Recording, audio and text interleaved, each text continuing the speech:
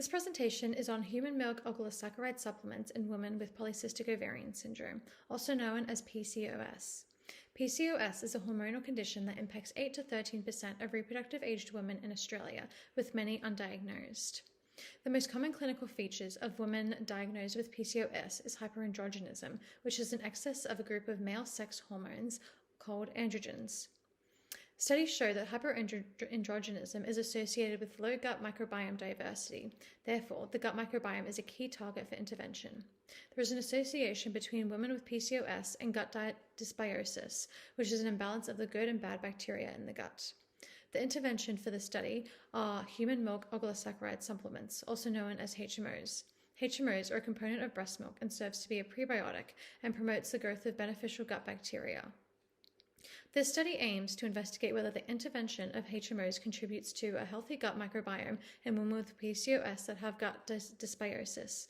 Given the connection between gut dysbiosis and hyperandrogenism, colonizing the gut microbiome with healthy bacteria to reverse gut dysbiosis has the potential to be a possible treatment for PCOS.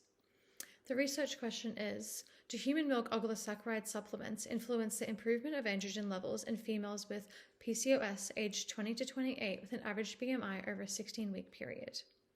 A randomized clinical trial will be conducted with 50 women. Participants will be randomly assigned via a computer-generated list to either the intervention group with 25 participants or the control group with 25 participants.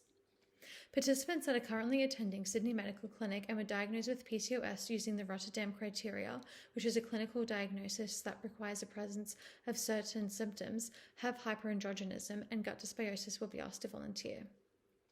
For the intervention, a HMO powder supplement supplied by Layer Origin will be used. Androgen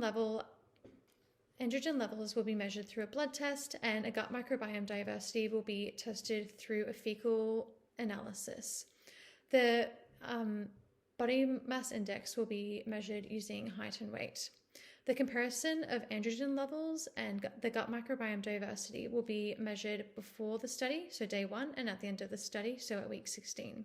The individual data of androgen levels and gut microbiome will be analyzed in both the control and intervention group. The group data of the control and intervention groups will be compared and analyzed using a t-test. The study will be conducted in accordance with the National Statement on Ethical Conduct in Human Research and Macquarie's Research Policies and Procedures.